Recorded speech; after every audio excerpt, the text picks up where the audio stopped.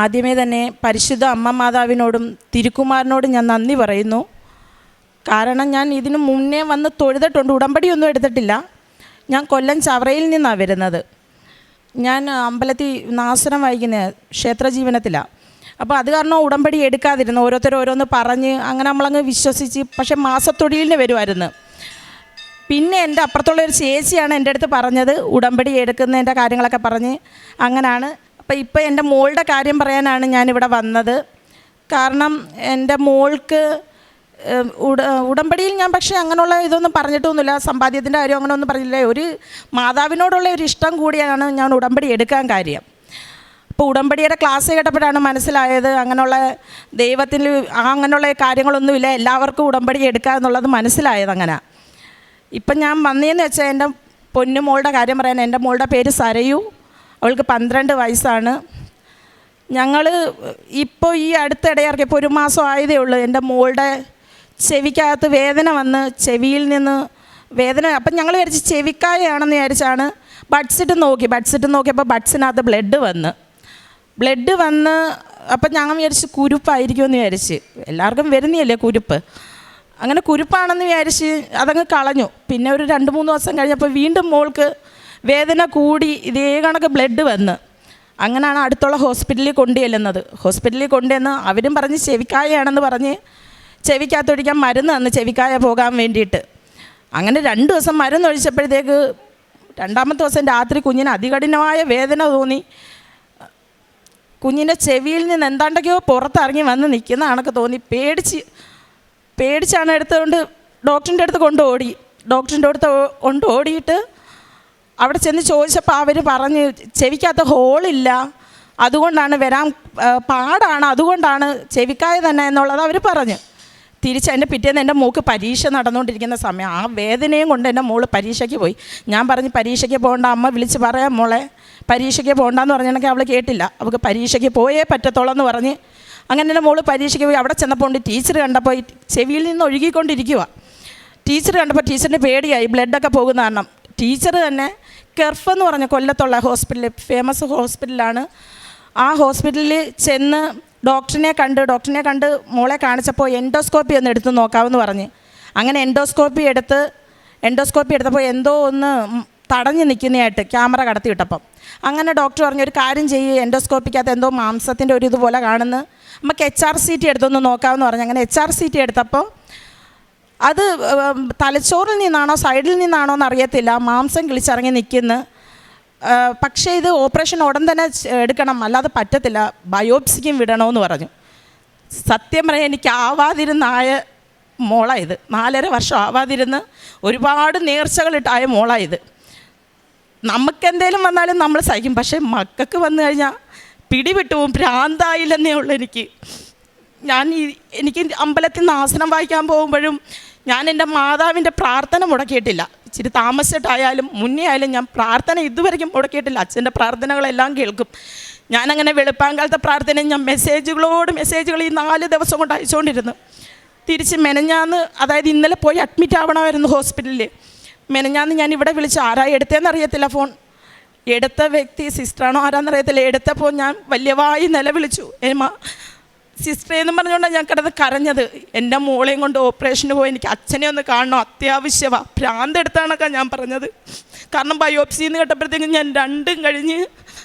അങ്ങനെ മെനഞ്ഞാന്ന് ഞാൻ അവിടെ പറഞ്ഞപ്പോൾ ആ സിസ്റ്റർ ചോദിച്ച് ഉടമ്പടി എടുത്തിട്ട്, ഞാൻ പറഞ്ഞു ഉടമ്പടി ഞാൻ എടുത്തിട്ടുണ്ട്.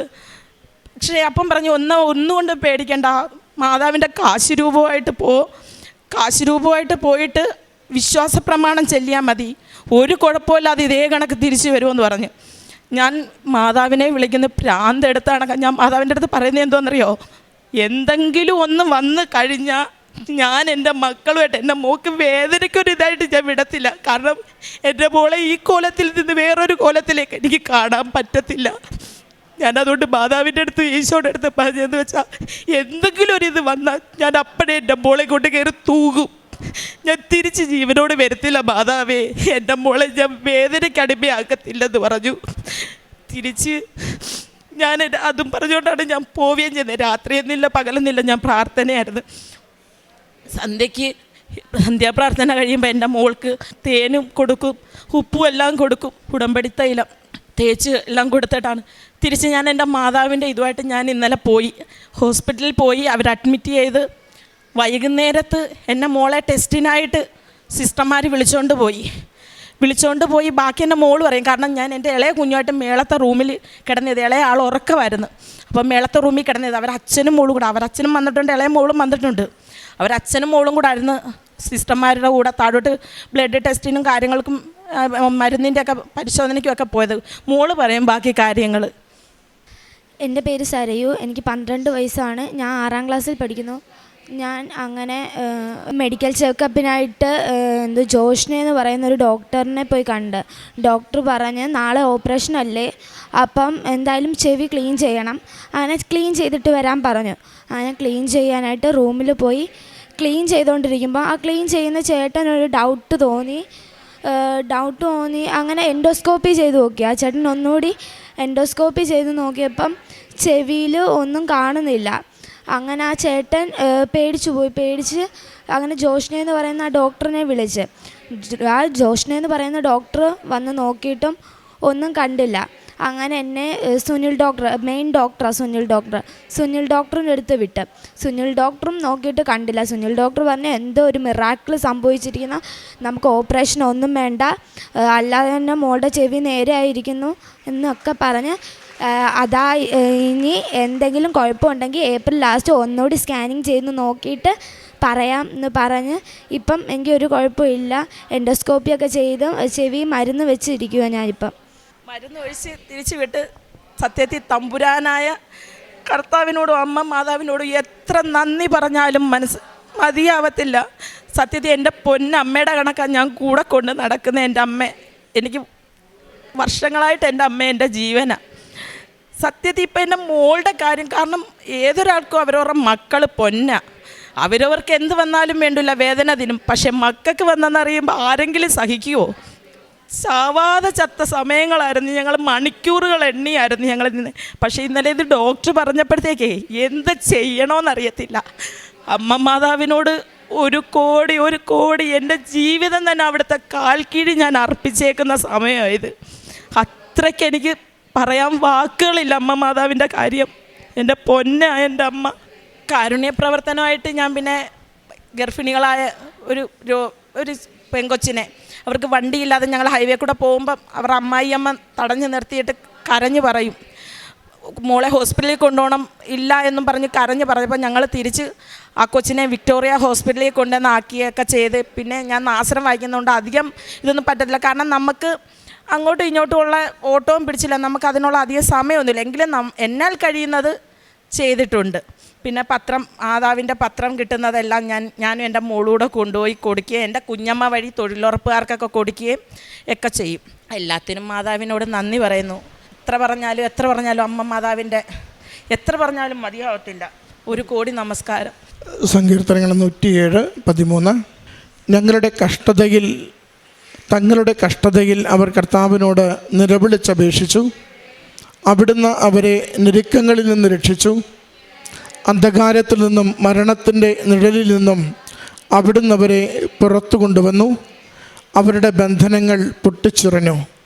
ഇന്ദുലേഖ എന്ന ഈ സഹോദരിയും സരയു എന്ന മകളും കുടുംബവും വലിയ നന്ദിയോടുകൂടി പരിശുദ്ധമ്മയുടെ തിരുനടയിൽ ജീവിതത്തിൽ ലഭിച്ച വലിയ അനുഗ്രഹത്തിന് പ്രത്യക്ഷീകരണത്തിൻ്റെ സാക്ഷികളാക്കിയതിന് അമ്മയുടെ സന്നിധിയിൽ നന്ദി പറഞ്ഞുകൊണ്ട് നിറകണ്ണുകളോടെ സ്നേഹം സമർപ്പിക്കുന്നു. നമ്മൾ ഈ അമ്മയുടെയും മോളുടെയും വാക്കുകളിലൂടെ കേട്ടു. ഈ കഴിഞ്ഞ ദിവസങ്ങളിൽ ഈ കുടുംബം കടന്നുപോയ എത്ര ക്ലേശകരമായ സാഹചര്യങ്ങൾ. മകളുടെ ചെവിക്കുള്ളിൽ ഒരു മാംസപിണ്ഡം പോലെ എന്തോ വളർന്നു വരുന്നുവെന്നും ഉടനടി ഓപ്പറേഷൻ ചെയ്യണമെന്നും ബയോപ്സിക്ക് അയക്കണമെന്നും അത് ആദ്യത്തെ സ്കാനിങ്ങിനെല്ലാം വളരെ ക്ലേശകരമായ റിസൾട്ടാണ് കുടുംബത്തെ നിരന്തരം അറിയിക്കുന്നത്. അമ്മ ഉടമ്പടി എത്ര കണ്ട് തൻ്റെ ഹൃദയത്തോട് ചേർത്ത് ജീവിക്കുന്നുവെന്ന് സൂചിപ്പിക്കുന്നുണ്ട്.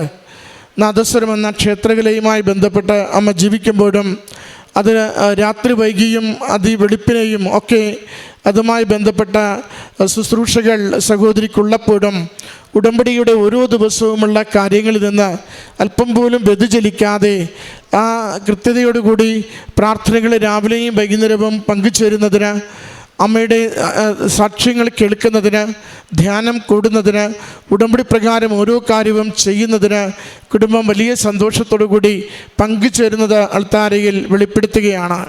ഈ അൾത്താരയിൽ നിൽക്കുന്ന ഏറ്റവും ഇളയ കുഞ്ഞ് കാണാതെ വിശ്വാസ പ്രമാണം ചൊല്ലി കുടുംബത്തിൻ്റെ പ്രാർത്ഥനകളെ നയിക്കുന്നത് ഈ കുടുംബം സാക്ഷ്യകൂടാരത്തിൽ പറയുന്നുണ്ടായിരുന്നു. അത്ര കണ്ട് പ്രത്യക്ഷീകരണ പ്രാർത്ഥനയും വിശ്വാസ പ്രമാണവും കുടുംബത്തിലുള്ള കുഞ്ഞുമക്കൾ പോലും കാണാതെ പഠിച്ചുകൊണ്ട് അമ്മയിൽ പൂർണ്ണമായി തങ്ങളെ തന്നെ സമർപ്പിച്ച് ഉടമ്പടി തൈലം പൂശി മാതാവിൻ്റെ സംരക്ഷണയിൽ ഓരോ ദിവസവും ജീവിതം മുന്നോട്ട് കൊണ്ടുപോയതിനെയാണ് അടയാളപ്പെടുത്തുന്നത്.